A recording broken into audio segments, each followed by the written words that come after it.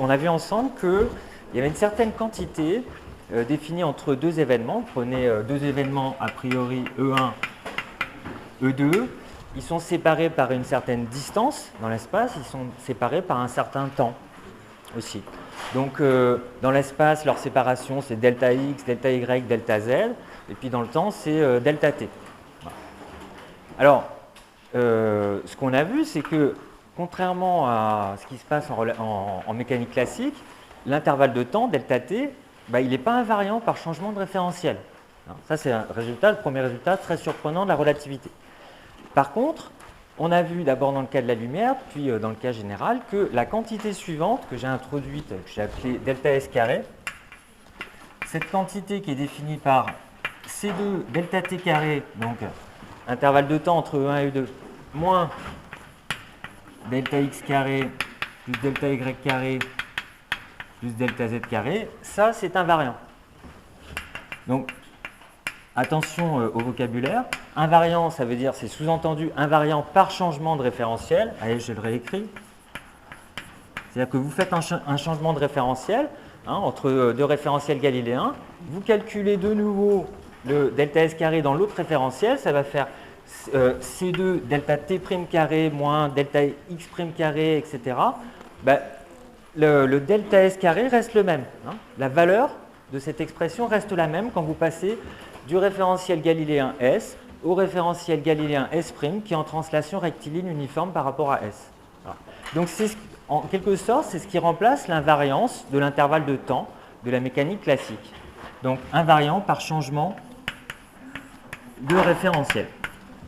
Donc, plus d'invariance de delta t. Par contre, puisque delta S est invariant, par changement de référentiel, ça veut dire que dans tous les référentiels, il a a fortiori le même signe. Donc, si par exemple il est nul dans un référentiel, cet intervalle est nul dans tous les référentiels. Bon, ça correspond à quoi que cet intervalle soit nul? J'ai déjà écrit la dernière fois. Ça veut dire que la distance parcourue est égale à c fois delta t. Bon, ça correspond exactement à la propagation d'un signal lumineux à la vitesse c. Donc, si on représente ça graphiquement, c'était en fonction de la distance parcourue. Ça, ce terme-là, R, ça correspond à la distance. Donc, ce que j'ai écrit ici, c'est R carré. Si vous passez de l'événement E1 à E2 à la vitesse c, vous êtes sur cette droite-là. Ici, j'ai représenté CT en fonction de la distance parcourue. Si c'est bien CT qui est représenté, là, j'ai la propagation d'un signal lumineux à partir de l'événement E1 pour aller jusqu'à l'événement E2, c'est représenté par une droite là à 45 degrés. C'est la bissectrice de R et CT. Voilà. Alors, ce R, c'est la distance. Bon, la distance dans l'espace, il y a 3 dimensions. Donc, imaginez qu'au lieu de R, j'écrive X ici en abscisse et puis je mette un axe Y qui parte vers le fond. Eh bien, qu'est-ce qu'on devrait représenter dans ce cas-là? On aurait un dessin à faire à 3 dimensions. Et ce qu'on obtiendrait ici, représenté dans toutes les directions, en fonction de x et en fonction de y vers le fond, ça serait vraiment ce qu'on appelle un cône. On obtiendrait un cône de révolution. C'est pour ça que cette droite-là et celle-ci, on appelle ça, de manière générale, le cône de lumière. Donc c'est la représentation graphique de la propagation d'un signal lumineux. Voilà. Cet ensemble de deux droites constitue le cône de lumière. Bon, j'étais passé à un autre cas de figure. Imaginons que dans un certain référentiel, delta S carré, donc cet invariant, soit positif. Alors, en général, c'est delta S qu'on appelle l'invariant, mais c'est delta S carré que j'utilise en pratique. Alors, j'avais dû déjà écrire ça rapidement. Si delta S carré est supérieur à 0. Bon. Alors, ça correspond à quel cas de figure? Ça veut dire que ce terme-là est plus grand que celui-là. C'est-à-dire que la distance à parcourir est plus petite que précédemment. C'est-à-dire qu'on va pouvoir envoyer un objet, par exemple à vitesse constante, de l'événement E1 à l'événement, dans ce cas, que j'appelle E'2. Donc, le passage, je vais écrire, on peut faire passer, on peut envoyer un objet, donc par exemple une horloge, parce que je vais m'en servir après, une horloge de l'événement E1, j'écris de E1 à l'événement E2, à E2, par exemple à vitesse constante, ça simplifiera les calculs après, à vitesse constante, et bien sûr inférieure à c. Bon, j'ai montré la dernière fois que ça n'avait pas de sens, logique même, d'envoyer un objet à une vitesse supérieure à la vitesse de la lumière. Bon, donc voilà, je peux représenter ça, mettons, la ligne qui va caractériser le mouvement de cette horloge. Voilà, je la représente comme ça, entre E1 et E2, hein, donc ligne droite, puisque vitesse constante, ligne droite en pointillé.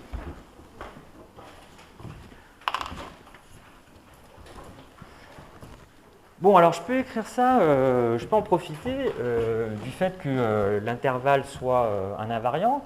Je vais en profiter pour écrire cet intervalle dans le référentiel qui est associé à cette horloge, que j'envoie à vitesse constante de E1 à E'2. Alors comme j'ai pris la précaution de dire horloge envoyée à vitesse constante, ben, ça veut dire que le référentiel propre de cette horloge, c'est aussi un référentiel galiléen. Donc à vitesse constante, allez, je l'écris ici. Donc ça veut dire que son propre référentiel, ce qu'on appelle son référentiel propre,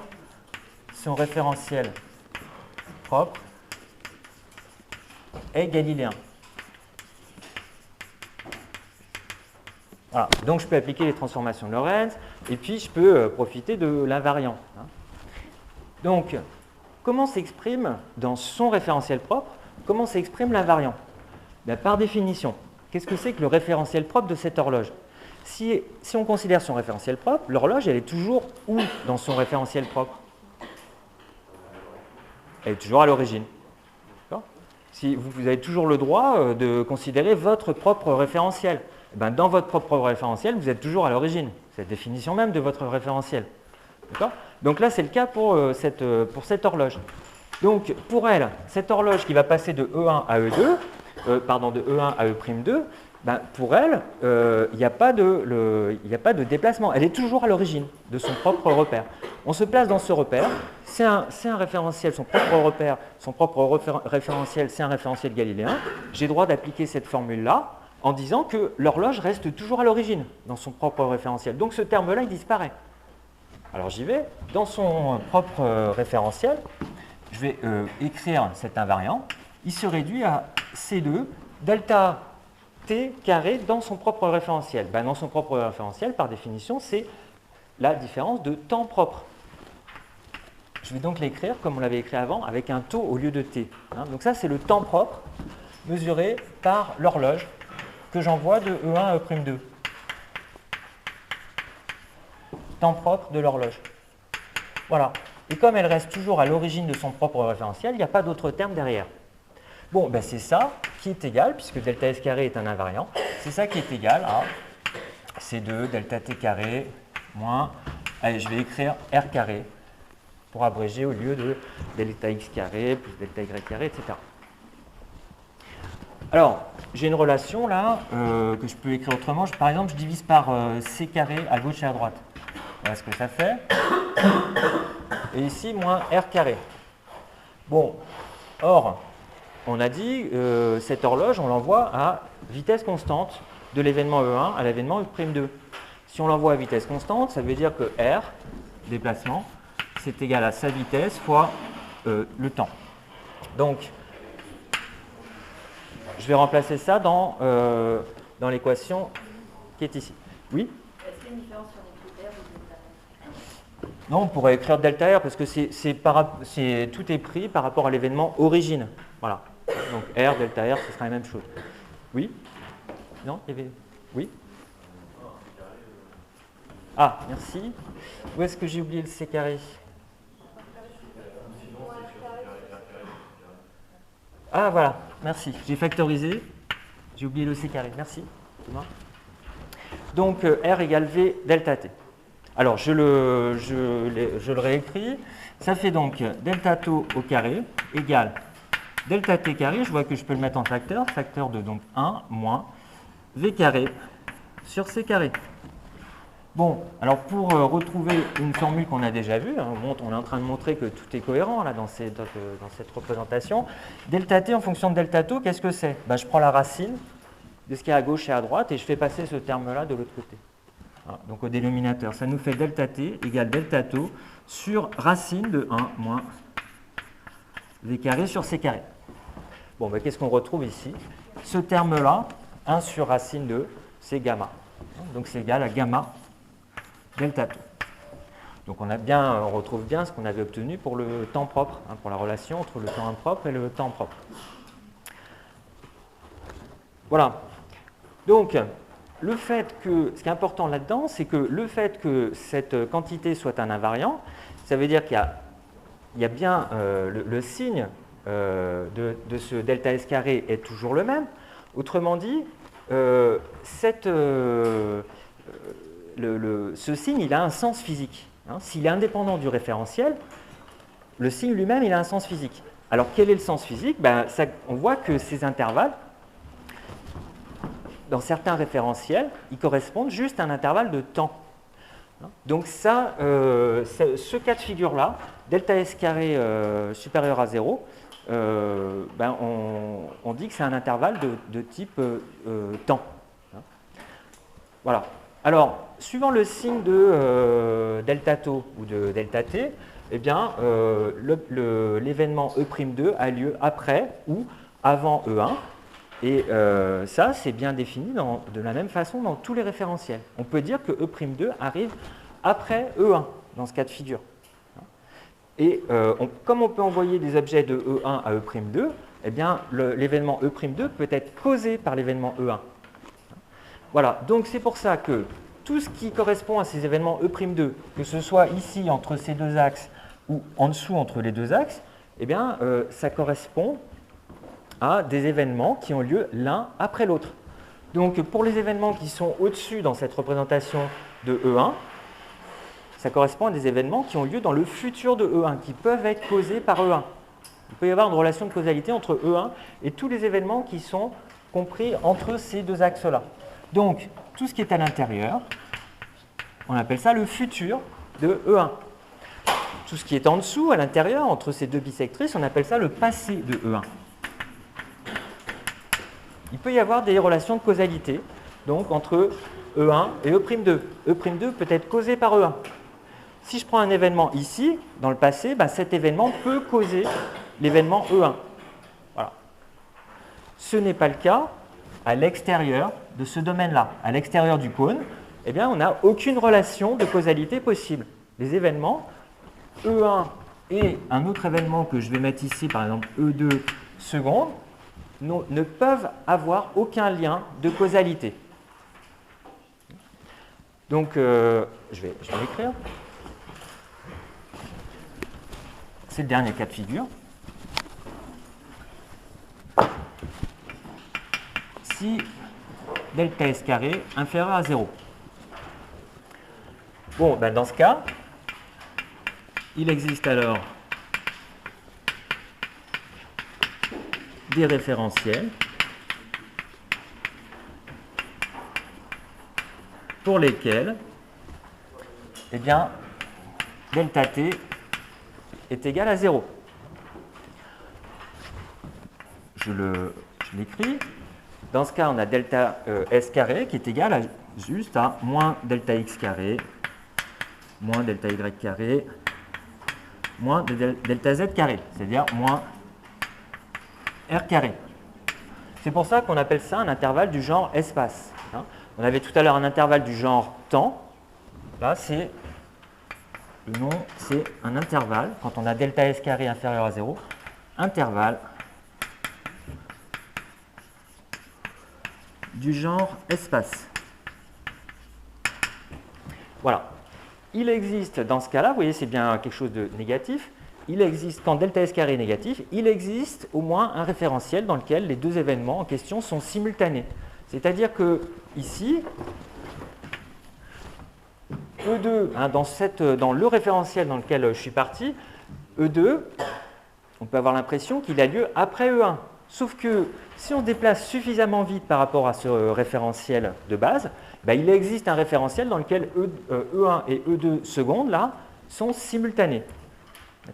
Donc en fait, pour ces événements, E1 et E2 secondes, je ne peux pas dire dans l'absolu, ça dépend du référentiel, si E2 secondes a lieu ou pas en même temps que E1. En fait, il va exister un référentiel dans lequel ces événements sont simultanés. Il va exister des référentiels dans lesquels E2 secondes est postérieur à E1. Et il va aussi exister des référentiels dans lesquels E2 secondes est antérieur à E1.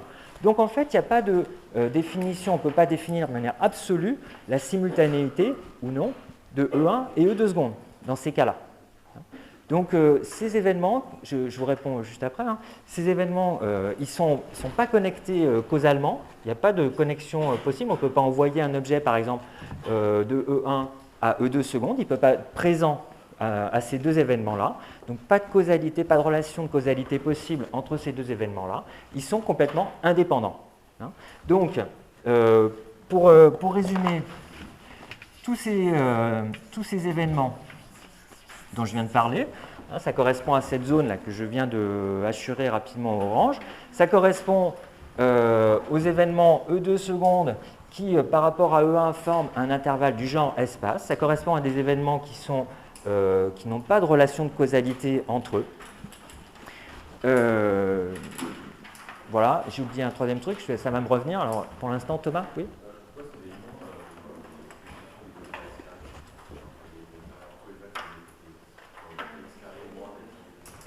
Merci. Voilà, si je mets une parenthèse, il faut que je rajoute des plus. Voilà, intervalle du genre espace.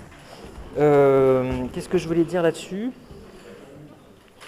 Voilà, donc comme on ne peut pas dire que, pour l'appellation, hein, comme on ne peut pas dire que dans tous les référentiels E2 secondes a lieu après ou avant l'événement origine, ben, ce E2 secondes n'appartient ni au futur ni au passé, parce que ça n'a pas de sens absolu, puisque ça dépend du référentiel. Donc en relativité, dans certains livres, on dit que toute cette zone que je viens de hachurer, c'est le présent au sens large, hein, puisque la simultanéité, l'antériorité dépend du référentiel. Voilà, donc je le mets comme ça. On appelle ça aussi, dans certains livres, l'éloignement absolu. Donc pas de relation de causalité, je le rajoute.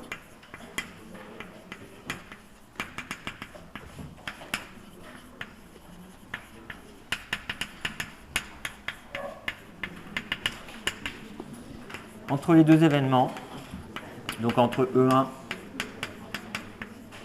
et E2 secondes.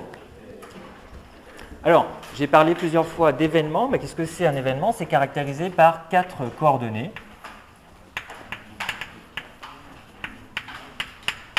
Voilà, je prends un événement E, il est caractérisé par 3 coordonnées de temps, une coordonnée d'espace.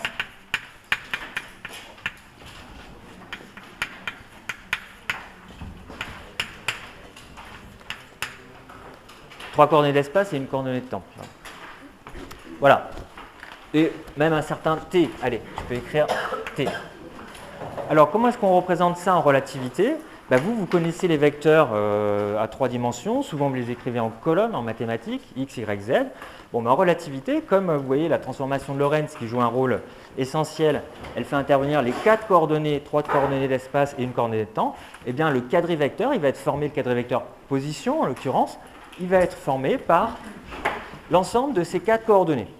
Alors, pour rendre les formules plus homogènes, en général, en relativité, au lieu de travailler avec le temps, on travaille directement avec C fois T. Comme ça, on a 4 grandeurs qui ont toutes la même dimension.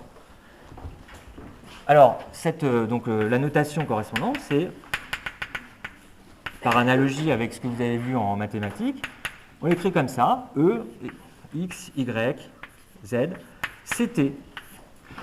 Ou alors, on peut l'écrire aussi en ligne. Par exemple, on écrit E, alors, X, Y, Z, CT, et de manière encore plus abrégée, X, Y, Z, ça correspond au vecteur position, hein, en mécanique classique, et donc, il reste CT. Voilà les notations pour cet événement. Et précisément, ça caractérise la position, en fait, ce qu'on vient de faire, c'est caractériser les coordonnées, donc la position d'un certain événement par rapport à l'origine. Donc en fait, cet ensemble de coordonnées, ça forme ce qu'on appelle un quadrivecteur, précisément le quadrivecteur position. Donc de manière générale,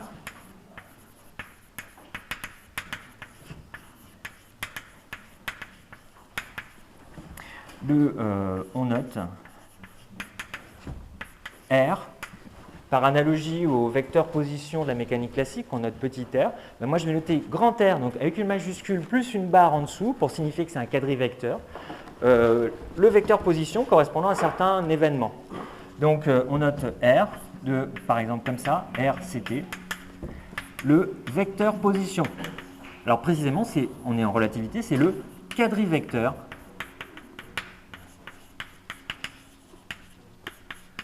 position. Alors, on sait comment se transforment les coordonnées de ce quadrivecteur quand on passe d'un référentiel S à un référentiel S' qui est en translation rectiligne uniforme par rapport à S. Donc, je vous rappelle, on dit, pour aller plus vite, que S et S' sont en configuration standard quand la direction de translation, c'est l'axe X et X' commun à ces deux référentiels.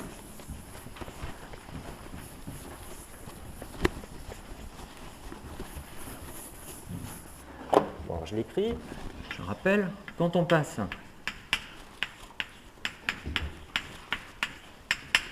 de S à S', référentiel en configuration standard,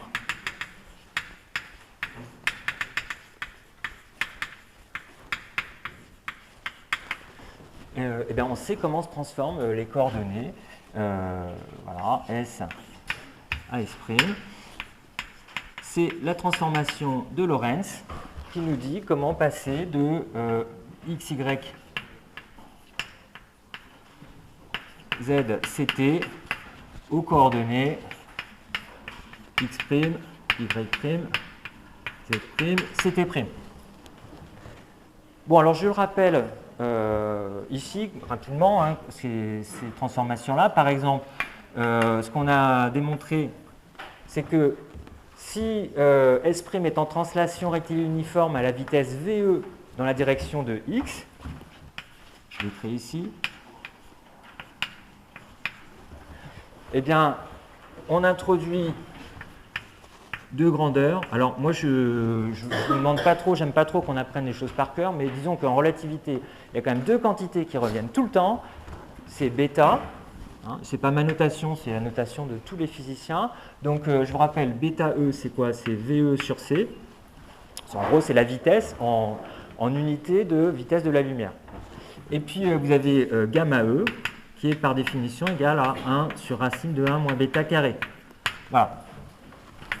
Donc, avec ces notations-là, on a montré que pour passer des coordonnées dans S aux coordonnées dans S', il faut appliquer non pas la transformation de Galilée, mais la transformation de Lorentz. Et je la rappelle rapidement. Ça fait donc gamma E facteur de x moins bêta ct. Vous avez y' égale y, z' égale à z. Et puis vous avez ct' qui est égal à gamma E facteur de ct moins bêta E x. Voilà. C'est ça la transformation de Lorentz. Voilà, ça c'est donc déjà démontré. Alors maintenant, je vais essayer de généraliser cette notion de quadrivecteur. On vient de voir le quadrivecteur position. Alors de manière générale, par analogie avec ce quadrivecteur position, on va définir un quadrivecteur tout court. Qu'est-ce que c'est un quadrivecteur en général? Par définition, ça va être un ensemble de 4 composantes qui se transforment par la transformation de Lorentz. Donc, je le rajoute.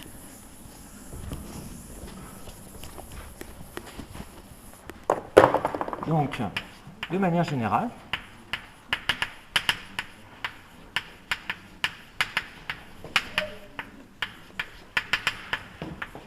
je prends une quantité mathématique qui a 4 composantes. Donc, ces 4 composantes, je vais noter A1, A2, A3, A4.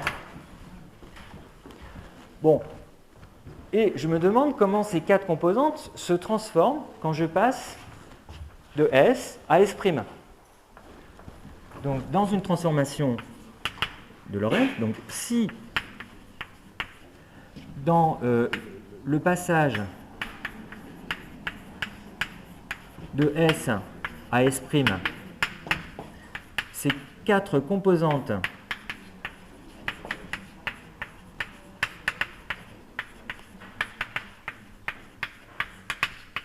se transforment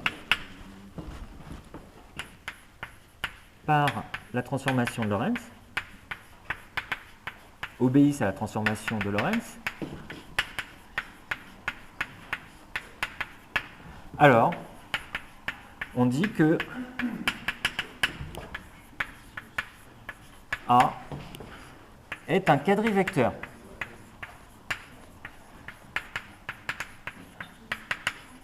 Voilà, c'est la définition.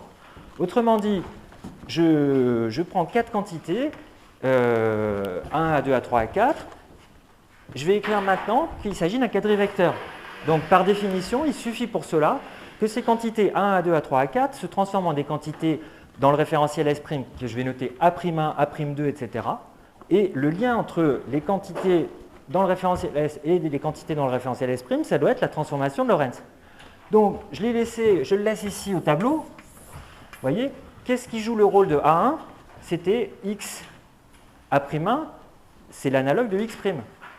A2, c'est Y. A'2, c'est l'analogue de Y'. Donc je vais écrire de manière générale le fait que je passe des coordonnées dans S aux coordonnées dans S', toujours par la transformation de Lorentz.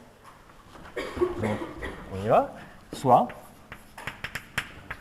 A'1 égale gamma E, facteur de A1, moins bêta E à 4. Vous voyez, cette relation que je viens d'écrire, c'est exactement l'équivalent de celle-là.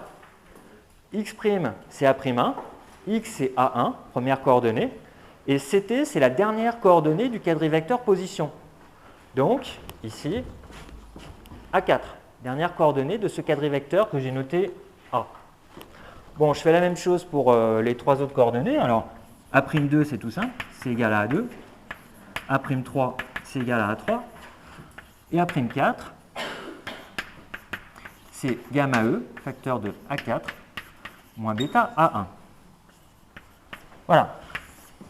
Donc, quand j'ai un ensemble de 4 coordonnées qui se transforment dans un changement de référentiel de S à S' en configuration standard, comme le quadrivecteur position, eh ben je dis par définition que j'ai devant moi un quadrivecteur. Voilà. Ici, A est dans ce cas-là un quadrivecteur. C'est la définition générale. Alors, pourquoi introduire ces quadrivecteurs? On va voir tout de suite. Je le mets en remarque rapidement. Je veux faire de la cinématique et de la dynamique.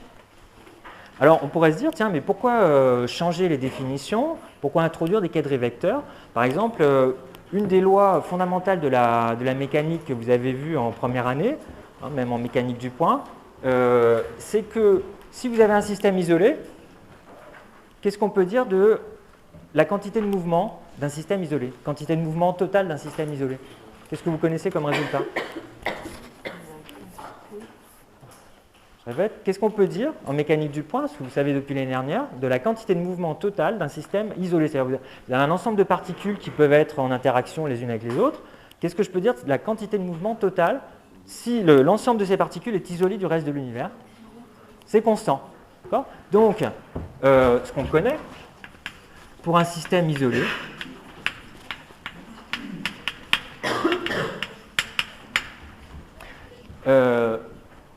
on a par exemple, au cours d'un choc, vous avez 2 particules ou plusieurs particules qui se rencontrent. Bon, mettons le plus courant, vous avez 2 particules qui se rencontrent. Ces 2 particules étant isolées du reste de l'univers.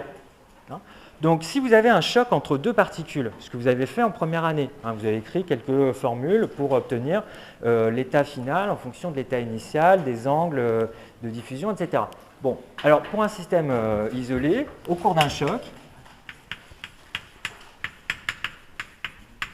que vous avez utilisé, c'est que la quantité de mouvement totale avant le choc, c'est la même qu'après le choc. Bon. Alors ça a bien un sens avec la définition P égale mv. Bon, on admet que c'est vrai en mécanique classique avec P égale mv. En mécanique classique, tout va bien parce que si on change de référentiel, on obtient encore la même relation. C'est-à-dire que vous allez passer dans le référentiel, mettons S. Ça, c'est dans le référentiel S. Si je passe dans le référentiel S', alors ne l'écrivez pas encore, je vais le... Bah si, je vais l'écrire. Et après, en S'.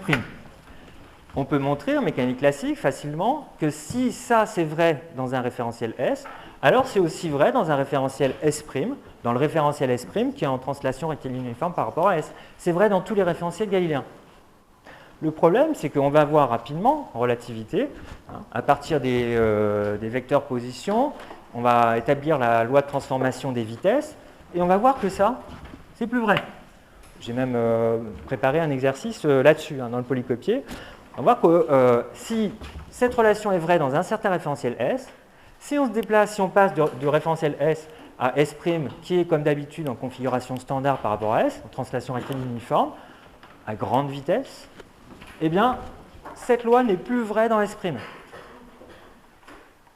Voilà le problème, voilà pourquoi il va falloir forcément changer tout ce qu'on connaît, toutes les formules de base de la dynamique classique.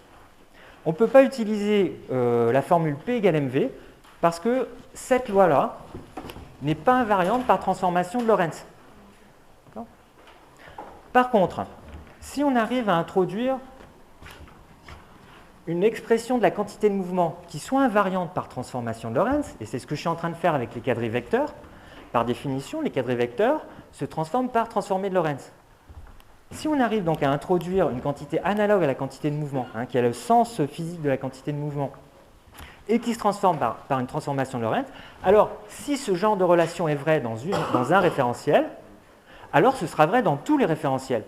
Parce que pour passer de P avant à P', allez je vais l'écrire avec un prime ici, à P' avant dans S', pour passer de là à là, ça sera une transformation de Lorentz, par définition des quadrivecteurs.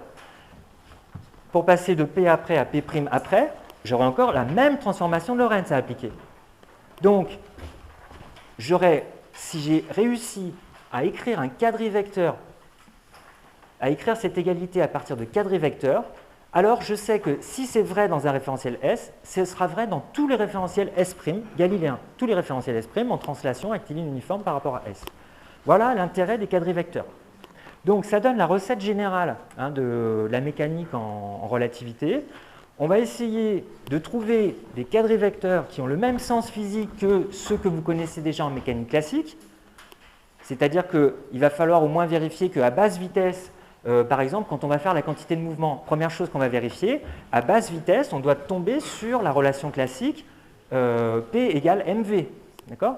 Mais il va falloir essayer de trouver une expression qui soit invariante par transformée de Lorentz, première condition, et qui à basse vitesse redonne les formules de la mécanique classique. Voilà la recette générale de la mécanique en relativité. Si on a réussi à faire ça, alors on sera assuré, par définition même des quadrivecteurs, que ces relations-là, ces relations de conservation, typiquement, quantité de mouvement ou énergie, seront valables dans tous les référentiels à partir du moment où elles sont valables dans un référentiel. Donc elles auront bien un sens physique, même en relativité. Voilà, donc idée, introduire des grandeurs physiques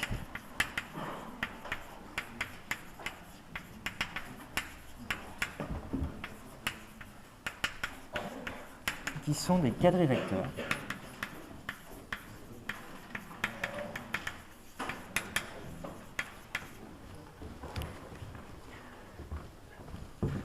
Voilà. Si on introduit des grandeurs physiques qui sont effectivement des quadrivecteurs, ce genre de relations seront invariantes par changement de référentiel. Relation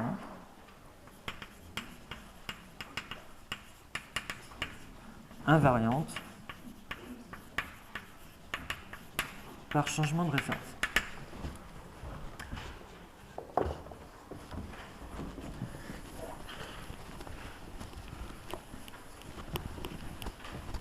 Alors je vais donner plusieurs exemples, 4 ou 5 exemples de quadrés vecteurs. Juste avant ça, une remarque mathématique, une ou deux remarques mathématiques, mais extrêmement simples. Si vous faites la somme de deux quadrés vecteurs, c'est-à-dire que vous prenez, vous avez un quadré vecteur A, coordonnées A1, A2, A3, A4, un quadré vecteur B, coordonnées B1, B2, B3, B4, vous faites la somme des composantes, vous avez le quadré vecteur somme. Donc, il est très facile de vérifier, par définition des transformations de Lorentz, que la somme de deux quadrés vecteurs, c'est aussi un quadré vecteur. J'écris même pas la démonstration, vérifiez-le, c'est vraiment l'utilisation de la définition de la transformation de Lorentz. Donc, je le mets en remarque. La somme, les multiples aussi. Vous multipliez un quadré vecteur, multipliez toutes les composantes par le même nombre, vous avez encore un quadré vecteur. C'est très facile de vérifier, c'est immédiat de vérifier que,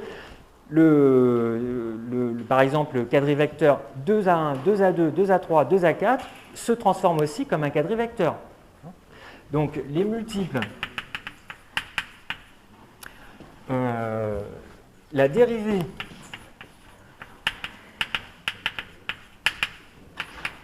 par rapport à un scalaire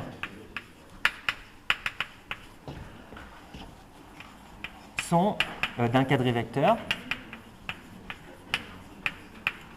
de quadrés vecteurs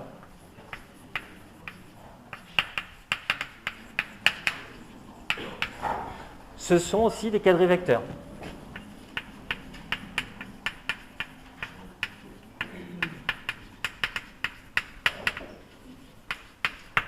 Voilà. Alors, qu'est-ce que ça veut dire un scalaire? Ça veut dire, c'est un nombre. Un scalaire, c'est un nombre. C'est un nombre. Qu'est-ce que c'est qu'un nombre précisément? C'est quelque chose qui ne dépend pas du référentiel. Donc, par exemple, le temps propre, ça ne dépend pas du référentiel. Donc, exemple, taux. Taux, le temps propre, c'est un scalaire. Voilà, on dérive par rapport à taux, un quadré vecteur, ça fait encore un quadré vecteur. Alors, en mathématiques, depuis longtemps, qu'est-ce qu'on... Je ne sais pas ce qu'on vous a donné comme définition des vecteurs, bon, ça change tout le temps avec les programmes, mais une des propriétés importantes des vecteurs, c'est que si vous faites une rotation de l'espace, vous faites tourner le vecteur, mettons vous avez un vecteur qui est attaché à l'origine d'un certain espace vectoriel, vous faites tourner les coordonnées ou vous faites tourner le vecteur lui-même, qu'est-ce qui se passe pour sa norme? Qu'est-ce qu'on peut dire? Sa norme ne change pas par rotation. Donc, ça c'est une propriété fondamentale des vecteurs, c'est ça leur utilité, la norme ne change pas. Donc ici, ça serait bien qu'on introduise quelque chose analogue à une norme. Or, qu'est-ce qu'on a vu? Qu'est-ce qui est invariant par changement de référentiel? On a vu, c'est delta S, ou delta S carré, ces intervalles. Donc, par analogie avec cet invariant qu'on a vu pour le quadré vecteur position, ce qu'on va introduire, c'est la norme de manière générale d'un quadré vecteur. Quadré vecteur que j'ai appelé donc de manière générale A de coordonnées A1, A2, A3, A4. Donc, on va définir, définition,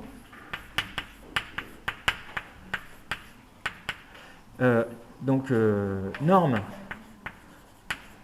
du quadré vecteur A de coordonnées A1, A2, A3, A4, par définition, ça va être coordonnées de temps au carré. Je vous rappelle, dans l'invariant du quadré vecteur position, c'était C2 delta T carré, c'était la quatrième composante. Donc ici, de manière générale, la norme, ça va être la dernière composante au carré, moins A1 carré, moins A2 carré, moins A3 carré. Voilà. Et puisque, par définition, ces composantes A1, A2, A3, A4 se transforment par une transformation de Lorentz, on n'a pas besoin de refaire le calcul. Si on l'a démontré pour le quadré vecteur position, ça doit être aussi vrai pour ce quadré vecteur quelconque. Cette norme-là, elle est invariante par changement de référentiel. Propriété importante.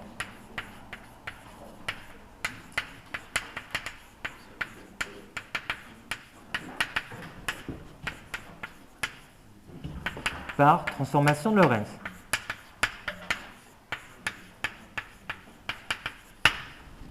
Qui est la transformation correcte en relativité. Oui.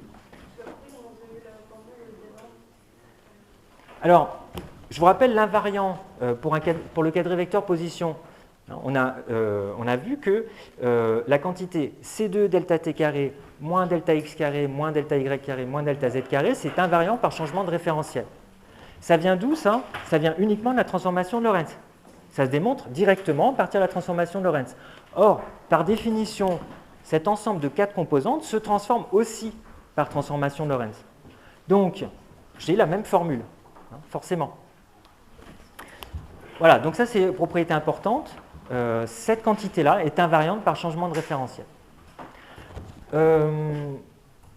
Tiens, j'en profite. Ce que vous connaissez aussi comme formule avec les vecteurs, on vient de parler de la norme. Qu'est-ce qu'on peut dire si on a deux vecteurs? Qu'est-ce que vous avez introduit en mathématiques qui fait intervenir deux vecteurs? Alors, produit vectoriel, d'accord. Alors, ça existe aussi en relativité, mais c'est un peu plus costaud. Et sinon, un peu plus simple, produit scalaire. Donc, on va introduire, parce qu'on va l'utiliser, c'est très pratique, on utilise aussi le produit scalaire en relativité. Alors, attention par rapport aux mathématiques. Vous, ce que vous avez vu, c'est par exemple, si on vous dit que la norme d'un vecteur est nulle, pour vous, vous devez vous dire immédiatement, tiens, c'est que le vecteur lui-même est nul. Alors, attention, en relativité, ce n'est pas forcément le cas. Vous pouvez avoir des vecteurs de normes nulles, alors que le vecteur lui-même n'est pas nul. Donc, par exemple, si vous avez deux événements qui sont reliés par un signal lumineux, on a vu l'invariant delta S qui arrive au 0. Voilà, donc attention juste à ne pas utiliser abusivement des choses qui vous semblent intuitives en analyse vectorielle classique. Alors, j'arrive au produit scalaire. Comment définir ce produit scalaire? J'utilise le fait que la norme, je fais un petit peu comme en mathématiques, j'utilise le fait que la norme est invariante. Et le fait que si j'ai deux quadrivecteurs A et B, la somme des deux est un quadrivecteur.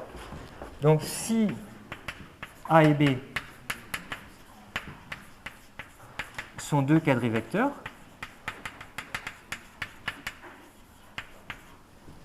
A plus B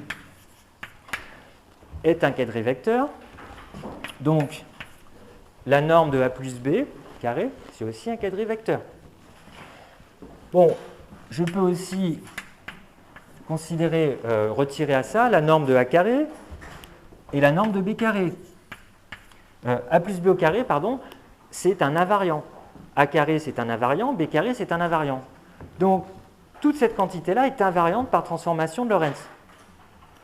Je divise par 2. Qu'est-ce que ça fait, ça? Imaginez qu'il s'agisse de vecteurs à 3 dimensions. Qu'est-ce que ça donne, cette formule-là? Pourquoi j'écris ça? Essayez de deviner. C'est quoi? Voilà, c'est A scalaire B. C'est le produit scalaire à 3 dimensions, c'est le produit scalaire classique. Bon, et bien, ici, si vous faites le calcul explicitement, si vous faites cette expression-là, donc moi je définis ça comme étant le produit scalaire des deux vecteurs A et B. Et si vous faites explicitement le calcul, c'est franchement pas long, qu'est-ce que vous allez trouver? Vous allez trouver donc A4, B4, moins A1, B1. Bon, c'est quelque chose qui est assez intuitif, mais faites-le quand même, comme ça vous vérifiez que vous avez bien compris. Voilà ce qu'on trouve. Bon, c'est ça qu'on va définir comme étant le produit scalaire des deux quadrivecteurs A et B. Donc forcément, puisque tous ces termes-là, tout ce que je souligne, tous ces termes-là sont invariants par transformation de Lorentz. Ça veut dire que la somme de ces termes-là, c'est aussi un invariant par transformation de Lorentz. Donc le produit scalaire de deux quadrivecteurs, défini comme ça, c'est aussi un invariant par transformation de Lorentz. Voilà. Ce produit scalaire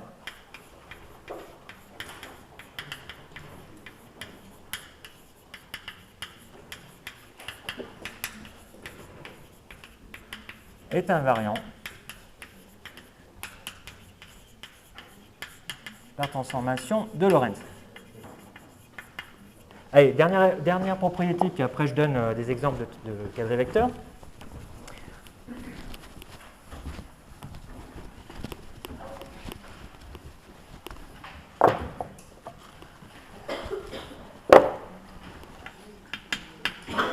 Si B, alors, si vous avez deux quantités A et B, telles que le produit scalaire des deux est invariant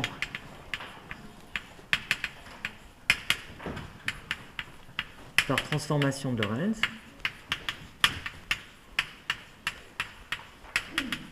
quel que soit le quadrivecteur, et je l'écris explicitement,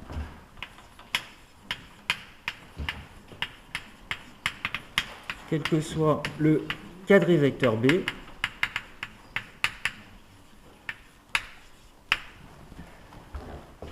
donc j'ai deux quantités, hein, A et B, qui ont chacune 4 composantes, comme les quadrivecteurs. Et ce que je suppose ici, c'est uniquement que B est un quadrivecteur. Si je m'aperçois que le produit scalaire A scalaire B est toujours invariant par transformation de Lorentz, quel que soit le quadrivecteur B, alors A est aussi un quadrivecteur.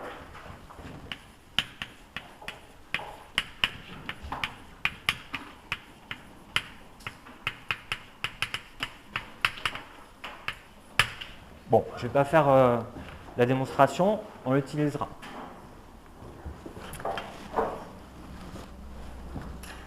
Alors, on peut y aller maintenant pour des exemples de quadrivecteurs.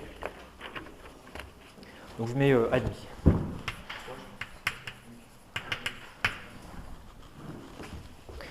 Donc petit 2, exemple. Je ne sais pas si j'ai mis un petit 1. Si, j'ai dû mettre définition, petit 1. Voilà, donc petit 2, exemple. Quadrivecteur vitesse.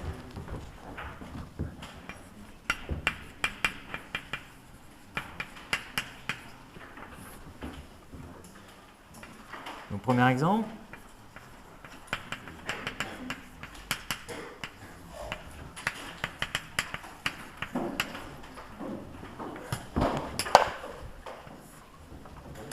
Quadrivecteur vitesse. Donc, on a déjà introduit le quadrivecteur position.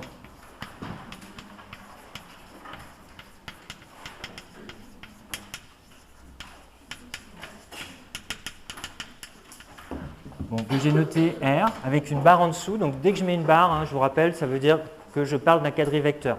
Donc, le quadrivecteur position, il a pour coordonnées X, Y, Z, CT, ou de manière plus abrégée, j'écris vecteur position CT. Donc vecteur position, ça renvoie aux 3 coordonnées X, Y, Z, bien sûr.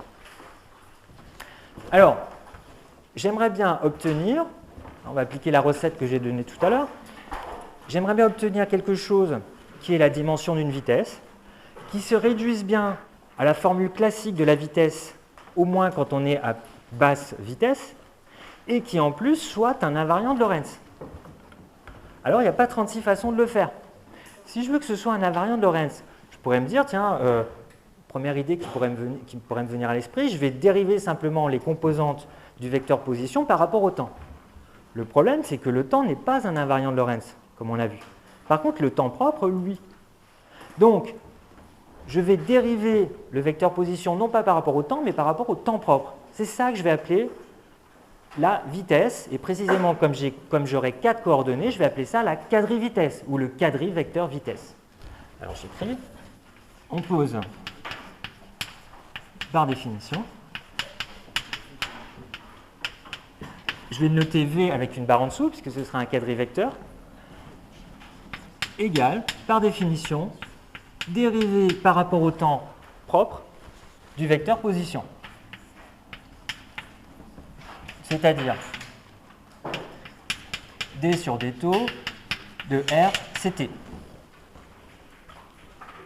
Alors, quel est le lien avec la vitesse en mécanique classique? Il n'y a qu'à regarder, il n'y a qu'à transformer le temps propre, il n'y a qu'à passer du temps propre au temps t dans un référentiel donné. Quel est le lien entre les deux? J'écris d sur d taux, c'est quoi? C'est d sur dt multiplié par dt sur d taux, dérivation composée. Que vaut dt sur d taux? Qu'est-ce qu'on a écrit tout à l'heure? Ça vaut gamma. Donc ça, c'est égal à... Ça, c'est gamma. Donc ça, c'est égal à gamma fois d sur dt de RCT, c'est-à-dire gamma fois vecteur vitesse et C. Voilà les 4 coordonnées, je peux les écrire explicitement, du quadrivecteur vitesse. Gamma Vx, gamma Vy, gamma Vz et gamma C. Alors, pourquoi c'est... alors, déjà, c'est un quadrivecteur, donc ces coordonnées-là vont se transformer par la transformation de Lorentz, forcément. Et d'autre part, pourquoi on appelle ça bien le quadrivecteur vitesse? Si vous êtes à basse vitesse, je vous rappelle, gamma tend vers quoi quand on est à très basse vitesse? Gamma tend vers 1, puisque au dénominateur, vous avez V sur C au carré. Si V est tout petit devant C, le dénominateur tend vers 1. C'est 1 sur 1, ça fait 1. Donc, à basse vitesse, on va retrouver les composantes classiques de la vitesse, Vx, Vy, Vz. Voilà, pour la partie spatiale. Et puis, il y a ce terme gamma C qui est derrière. Alors, lui, on ne lui donne pas une signification physique directe, mais on en a besoin parce que la transformation de Lorentz, ça combine les 4 coordonnées.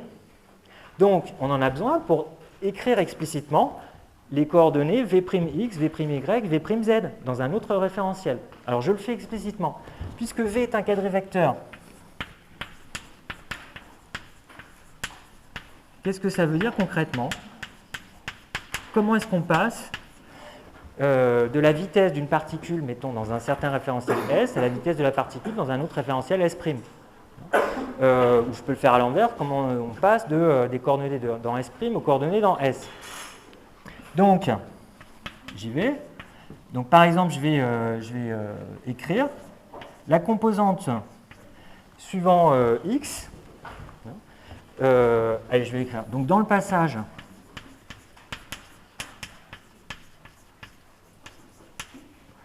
de S' à S, je sais comment se transforment les coordonnées, se transforment par transformation de Lorentz. Donc, j'y vais, j'applique ce que j'ai déjà démontré, j'obtiens la première coordonnée, c'est égal à quoi? Ça, c'est la première coordonnée du quadrivecteur vitesse dans S. C'est égal à quoi? C'est égal à gamma, facteur de la première coordonnée écrite dans S', plus bêta fois la dernière coordonnée écrite dans S'. Alors, la dernière coordonnée, c'est gamma C. Voilà. Voilà la première ligne de la transformation de Lorentz. Pour Y, c'est un peu plus simple. Pour Y, je vous rappelle, transformation de Lorentz, c'est Y' égale Y. Donc, j'applique ici, c'est-à-dire deuxième coordonnée dans S égale deuxième coordonnée dans S'. Alors, j'y vais, j'applique. Ça fait gamma Vy égale gamma prime V'Y. Évidemment, pareil pour Z. Gamma Vz égale gamma prime V'Z. Et puis, j'ai plus la place, mais en dessous, enfin, à côté, je vais écrire donc la transformation de la dernière composante.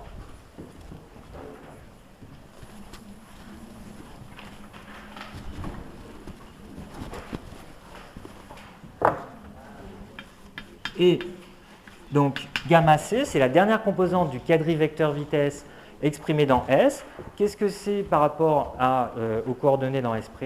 Pareil. C'est gamma E fois dernière composante exprimée dans S', gamma prime C, plus bêta fois première composante. Et la première composante dans S', c'était gamma prime V'X. Voilà. Ça, c'est exactement la transformation de Lorentz pour la dernière composante. Ça, c'est la transformation de Lorentz pour la première composante. Je vais utiliser ces deux-là. Donc, vous voyez que les vitesses, c'est un petit peu plus compliqué qu'en mécanique classique, bien sûr. En mécanique classique, vous avez, je vous rappelle, vous aviez vitesse dans S égale vitesse dans S' plus vitesse d'entraînement. Là, c'est un peu plus compliqué, je reconnais. Alors, essayons de nous rapprocher, de vérifier qu'au moins à basse vitesse, on retrouve bien les formules de la mécanique classique. Alors, pour ça, je simplifie un petit peu. Ce que je voudrais, par exemple, c'est exprimer Vx en fonction de V'x. Alors, je simplifie un peu ces équations. Qu'est-ce qu'on peut mettre en facteur, visiblement, là-dedans?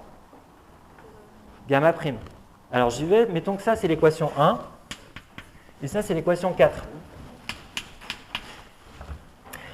À partir de 1, donc je vais dire Vx, c'est égal à gamma E fois gamma prime sur gamma, je vais passer le gamma à droite, facteur de V'x plus, alors bêta fois C, c'est la vitesse d'entraînement, et puis gamma, je l'ai mis en facteur, ça c'est bon.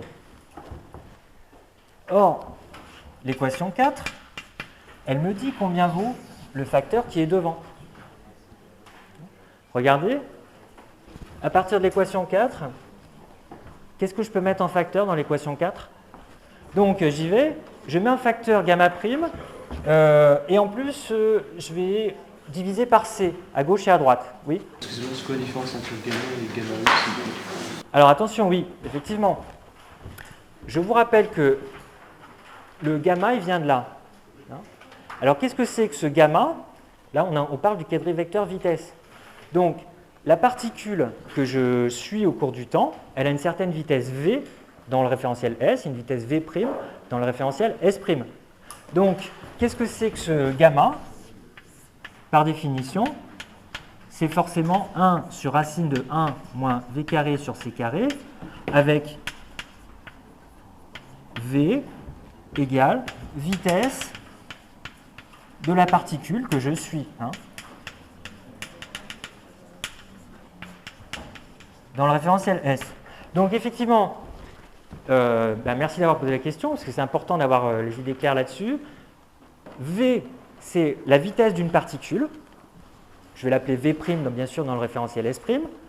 Ne pas confondre ce V et le gamma associé qui vaut ce que je viens d'écrire, avec gamma E, qui lui dépend de VE, vitesse d'entraînement. C'est la vitesse du référentiel S' par rapport au référentiel S. Il y a deux vitesses, si vous voulez. Je suis une particule qui a une certaine vitesse V dans le référentiel S, une certaine vitesse V' dans le référentiel S', et de plus, je considère la transformation, le passage de S à S'. Or, S' se déplace à la vitesse VE, vitesse d'entraînement, par rapport à S. Donc, il y a deux vitesses différentes. Alors, il y avait... Adèle, déjà. Est-ce que, du coup, les trois gammas sont différents, mais quand vous écrivez bêta et bêta E, est-ce que c'est la même chose ou pas? Alors, ici, voilà. Ici, moi, j'ai juste le bêta, c'est la vitesse, c'est VE sur C, parce que je ne vais pas utiliser cette relation pour V. Voilà, bêta E, c'est bon. Donc, bêta E, c'est VE sur C. Et voilà, gamma E, c'est 1 sur racine de 1 moins bêta E carré. Est-ce que ça arrivera qu'on ait un bêta qui ne soit pas... Ben oui, parce qu'on pourrait très bien définir, là j'en ai pas eu besoin, mais on pourrait très bien définir bêta égale V sur C, V étant la vitesse d'une particule que je suis. Voilà. Autre question? Voilà, alors allons-y. Ce terme-là, j'aimerais bien savoir combien il vaut. Ben, regardez, il suffit d'utiliser la relation 4 et je vais pouvoir l'isoler. Ici, je factorise par gamma prime. Ça me fait... et puis je vais diviser par C aussi à gauche et à droite. Donc ça fait gamma est égal à gamma E, gamma prime. Je divise par C, donc ça fait plus facteur de 1, plus bêta E sur C, gamma prime, j'ai déjà sorti, fois V'x. Autrement dit, le terme là, entouré, que je voulais exprimer, je l'ai. Ça fait donc gamma E, gamma prime sur gamma, c'est égal à 1 sur 1 plus... Alors, qu'est-ce que c'est que bêta E? C'est VE sur C. Donc, j'ai finalement cette formule-là. Et voilà, ça y est, je peux exprimer maintenant V'x ou Vx en fonction de V'x. Donc, conclusion. Voilà la formule de transformation des vitesses en mécanique relativiste, un peu plus compliquée certes qu'en mécanique classique. J'ai donc V'x, pardon, c'est Vx que j'ai exprimé. Voilà. Vx est égal à cette quantité-là qui vaut ça, multiplié par ça. Donc ça fait V'x plus vitesse d'entraînement sur 1 plus VE V'x sur C carré. Bon, à ne surtout pas apprendre par cœur, mais à savoir retrouver.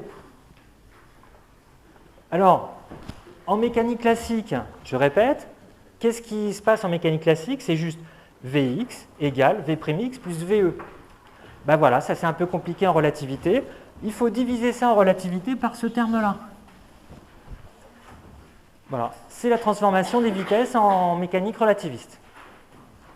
Alors vérifions rapidement un truc qu'il faut absolument. Qu'est-ce qu'il faut absolument vérifier en ce qui concerne la lumière, du point de vue des vitesses? Sans quoi la théorie n'a aucun sens. Voilà, il faut déjà que toutes les vitesses soient inférieures à c, et que, en particulier, si la vitesse de la lumière vaut c dans un référentiel S, qu'est-ce qu'elle doit valoir dans un référentiel S' en translation rectiligne uniforme? C également. Alors vérifions-le tout de suite. C'est ça, je vous rappelle, qui posait problème en mécanique classique.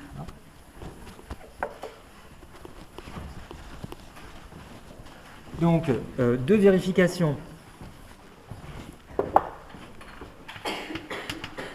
Ce qu'il faut toujours savoir faire en mécanique relativiste, c'est vérifier que dans le cas classique, dans le cas de la mécanique classique, on retombe sur les formules habituelles. Vérification. Si VE ou si V et VE sont très inférieurs à C. Ben, qu'est-ce qui se passe? VE très inférieur à C, V'x est donc très inférieur à C. Donc cette formule-là, elle se réduit à, alors je vais l'écrire explicitement, si Vx et VE sont très inférieurs à C, alors on retrouve Vx égale V'x plus VE, comme on l'avait obtenu dès le début, hein, c'était le rappel du cours de mécanique classique. Voilà. Transformation classique des vitesses. Alors maintenant, autre cas qu'il faut absolument vérifier, si la vitesse de la particule, mettons que c'est un photon, si V égale C, en fait, on verra, c'est toutes les particules de masse nulle. Toutes les particules de masse nulle sont obligées de se déplacer à la vitesse de la lumière. Alors, si V égale C, qu'est-ce que ça donne? Mettons, précisément, si Vx égale C, alors V'x, puisque je passe de S' à S dans ces formules-là. Eh bien, allez-y, faites-le en même temps que moi. Vérifiez ce qui se passe. Vous faites dans cette formule-là, c'est tout simple, vous remplacez V'x par C. Quelle est la vitesse? Donc, si la particule se déplace à la vitesse de la lumière dans le référentiel S', quelle est sa vitesse dans le référentiel S? Remplacer, c'est immédiat.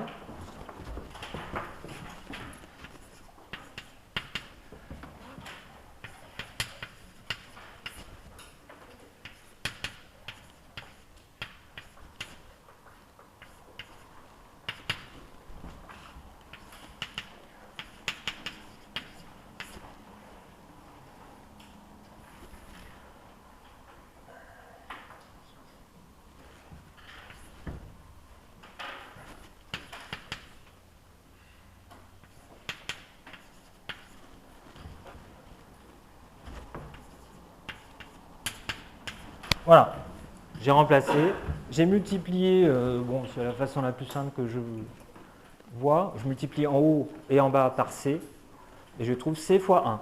Voilà, on vérifie que si le photon se déplace à la vitesse de la lumière dans S', alors il se déplace aussi à la vitesse de la lumière dans S. Donc la théorie est cohérente.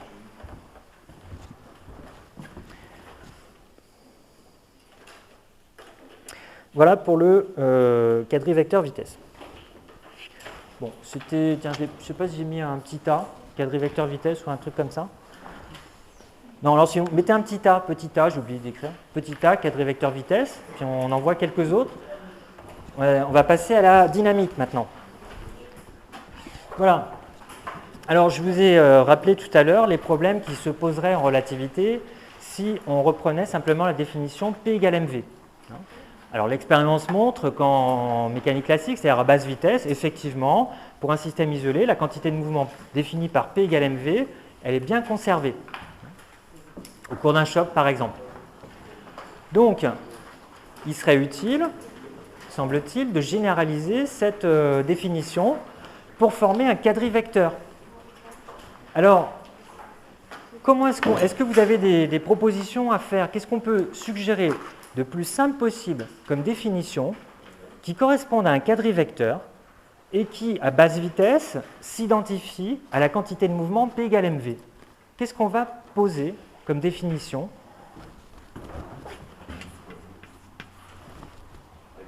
M fois V, mais quand vous dites V, c'est M fois le quadrivecteur vitesse. C'est ce qui semble le plus naturel. Voilà, on le prend comme définition et on va voir ce qui se passe. On pose comme définition du quadrivecteur quantité de mouvement. Alors, je vous rappelle, à chaque fois que j'ai un quadrivecteur, je mets une barre en dessous pour signifier qu'il y a 4 composantes qui se transforment selon la transformation de Lorentz. Mais on va poser P égale, par analogie avec la formule P égale mv, P égale la masse fois le quadrivecteur vitesse. Soit donc P égale M fois, on a vu le quadrivecteur vitesse, voilà comment il s'écrit. Gamma V, gamma C. Je peux rentrer la masse dans l'expression, dans la parenthèse, ça fait gamma MV, gamma MC. Alors, première remarque, à basse vitesse,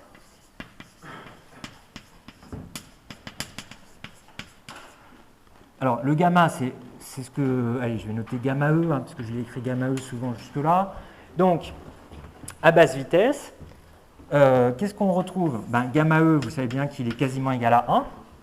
Et donc, la partie qui est là, gamma MV, se réduit bien à l'expression classique de la quantité de mouvement. Et gamma E MV est donc à peu près égal à MV, c'est-à-dire à la quantité de mouvement classique. Voilà, donc on a trouvé une expression qui s'identifie à la quantité de mouvement classique et on a trouvé un ensemble de 4 composantes qui contient cette expression et qui se comporte comme un quadrivecteur, donc qui va être intéressant en relativité.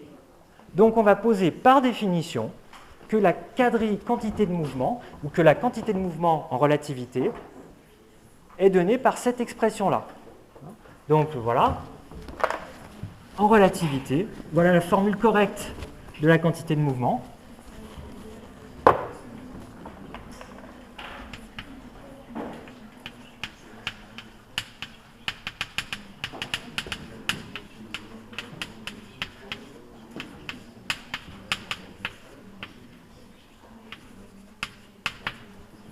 P égale gamma MV.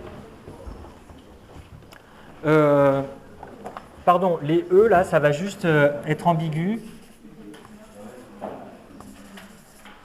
Enlevez les E ici, parce qu'il s'agit, dans le cas le plus simple, il s'agit juste d'une particule qui a une certaine vitesse V, et le gamma, c'est le gamma associé à cette vitesse-là.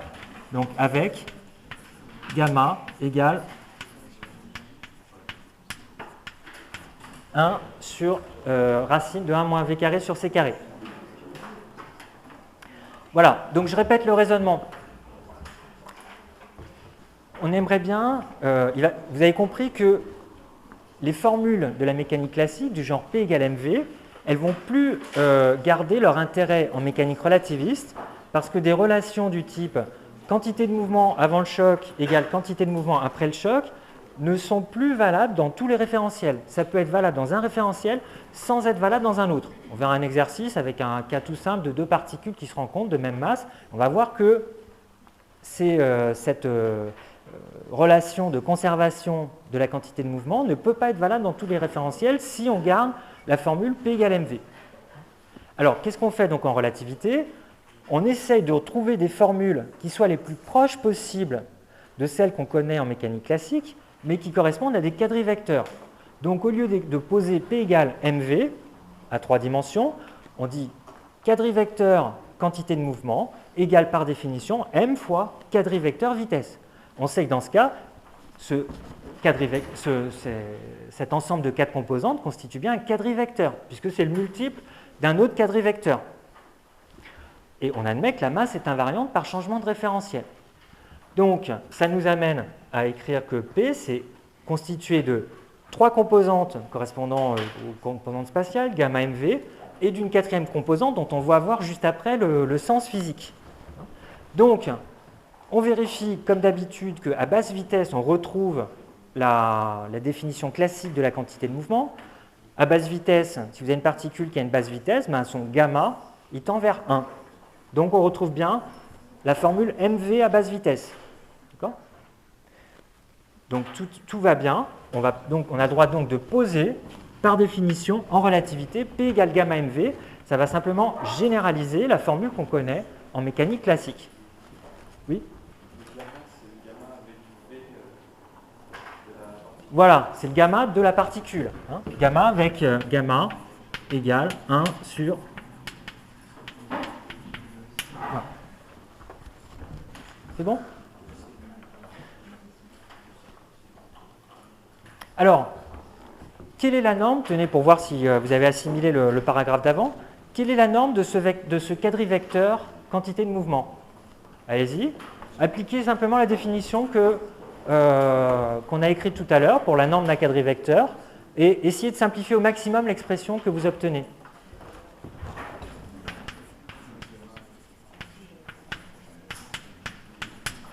C'est-à-dire, je vous demande de calculer P carré, la norme au carré. Allez-y.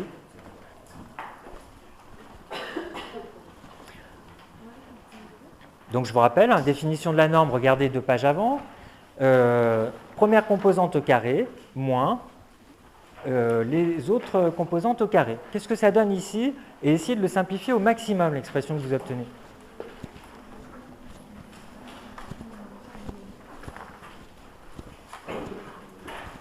Allez, je le fais en même temps que vous. Mais il n'y a pas de difficulté. Hein.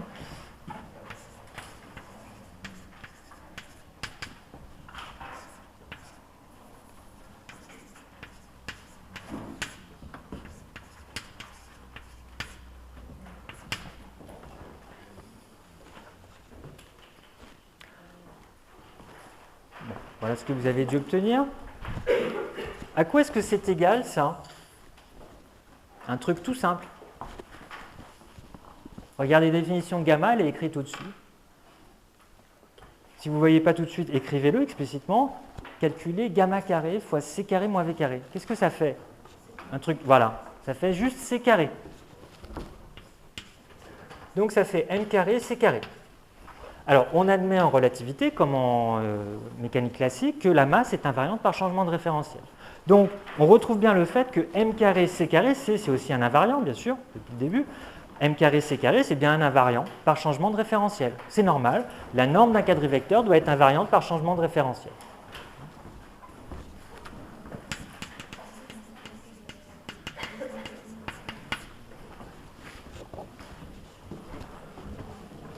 C'est bon? Petit v au carré, c'est bien sûr vx carré plus vy carré plus vx carré. Okay. Alors, ça c'est, on a vu là pour l'instant la première composante. On reconnaît l'impulsion, pardon, la quantité de mouvement. Maintenant, quel est le sens physique de cette composante-là?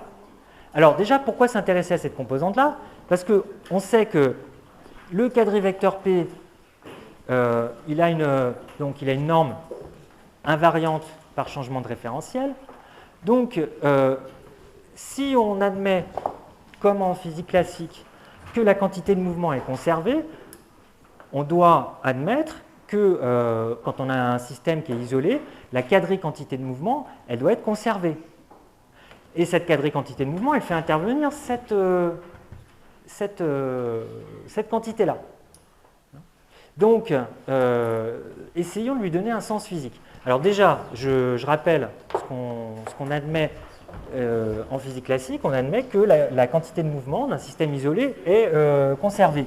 Donc ici, on va admettre, comme en mécanique classique,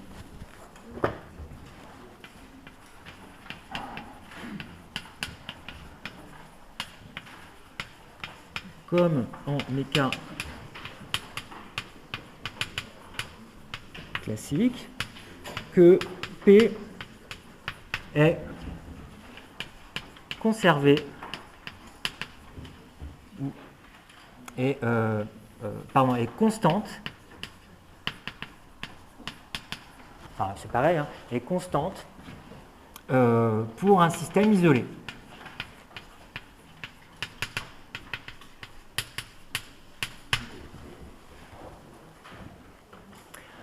Alors, du coup, je rappelle ces coordonnées, j'ai dit P, c'est gamma MV, gamma MC.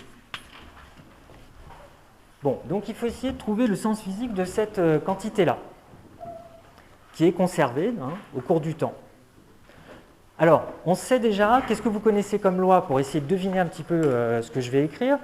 Vous savez que si vous avez un système isolé, sa quantité de mouvement est conservée, c'est-à-dire qu'elle reste constante au cours du temps. Qu'est-ce qu'il y a d'autre? Qu'est-ce que vous connaissez dans les lois de la mécanique classique, fondamentale, qui est aussi conservée pour un système isolé? Il y a la quantité de mouvement et l'énergie. Alors regardons si cette quantité-là peut avoir un lien avec de l'énergie. Je vais écrire. Or, donc physique classique, allez. En physique classique,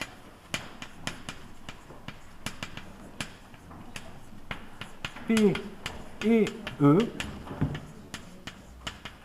sont conservés.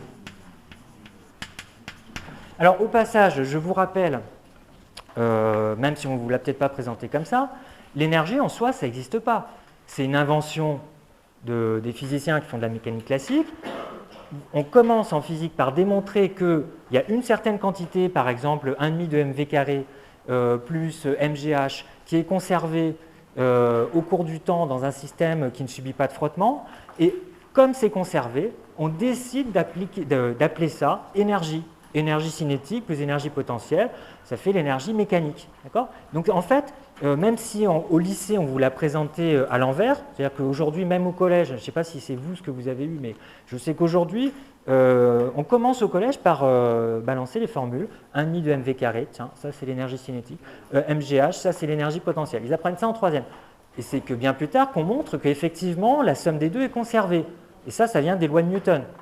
Donc la réalité du raisonnement, c'est j'applique les lois de Newton, je déduis qu'il y a une certaine quantité qui est conservée et je l'appelle énergie. On fait la même chose ici en mécanique relativiste.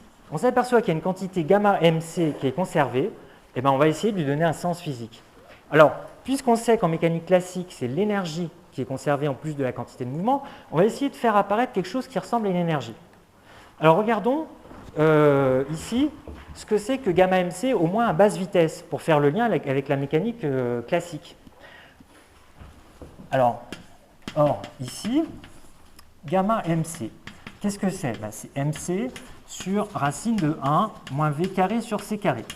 Alors, si on est à basse vitesse, ça veut dire si v est très inférieur à c.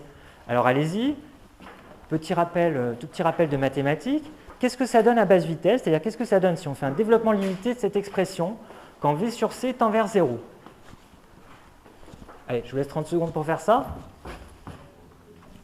Alors, un peu plus fort? Voilà, très bien. Ça fait ça. Bon, plus des termes d'ordre supérieur en v sur c. Donc, bien sûr, je vais m'arrêter là, comme d'habitude en physique. Donc, voilà, c'est approximatif, c'est un développement limité. C'est bon? Donc, j'y vais, je reviens à cette expression-là. Donc, gamma mc, c'est donc à peu près égal à basse vitesse, c'est-à-dire quand la vitesse est très inférieure à la vitesse de la lumière. J'essaye de faire le lien avec la physique classique, donc je reviens toujours à vitesse très faible devant la vitesse de la lumière. Qu'est-ce que ça donne? Je multiplie les deux termes, ça fait donc mc facteur de tout ça.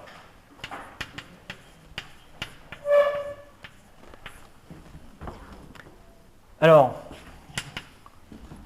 ça je peux l'écrire, donc je vais le développer, ça fait mc plus 1,5 de mv carré fois 1 sur c. Bon, alors là, je pense que vous reconnaissez bien sûr, vous voyez tout de suite pourquoi j'écris ça comme ça. 1,5 de mv carré, ça a bien la dimension d'une énergie. J'aimerais bien trouver une énergie. Donc, je vais factoriser tout ça par 1 sur C, ou plutôt, je vais directement multiplier par C à gauche et à droite. Donc, gamma mc carré, je multiplie à gauche par C, et donc à droite par C. C'est à peu près égal, quand la vitesse est très inférieure à la vitesse de la lumière, à deux termes qui sont tous les deux homogènes à une énergie, mc carré plus 1/2 de mv carré.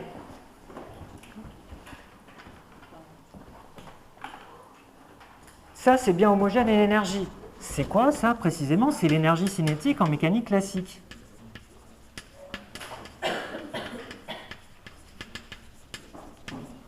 Bon, conclusion, qu'est-ce qu'on vient de montrer? On vient de montrer que gamma mc, donc gamma mc carré aussi, c'est une grandeur conservée. C'est une grandeur conservée qui est homogène à une énergie, et quand on se place à basse vitesse, en plus on reconnaît dedans un terme qui s'identifie à l'énergie cinétique. Donc là on se dit c'est gagné, ce terme-là, c'est donc ce qu'on va appeler l'énergie en mécanique relativiste. On pose en relativité E égale gamma mc carré. Alors vous remarquez quand même, sa grande nouveauté de la relativité, de la mécanique relativiste, en plus du terme énergie cinétique 1,5 de mv carré, on tombe sur ça. Il y a ce terme-là, mc carré, qui est indépendant de la vitesse de la particule. C'est ce qu'on appelle l'énergie au repos. C'est l'énergie de masse ou l'énergie au repos de la particule. C'est bien homogène à une énergie, facile à voir en calcul dimensionnel. Gamma mc carré, c'est ce qu'on va appeler l'énergie totale. Et cette énergie totale, à basse vitesse, elle se décompose en mc carré. On va poser que mc carré, c'est l'énergie au repos ou énergie de masse.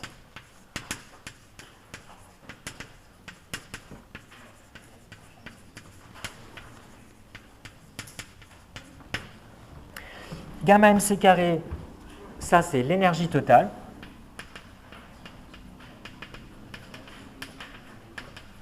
Et l'intérêt de cette énergie totale, comme on l'a vu avant, c'est qu'elle est conservée, elle est constante pour un système isolé.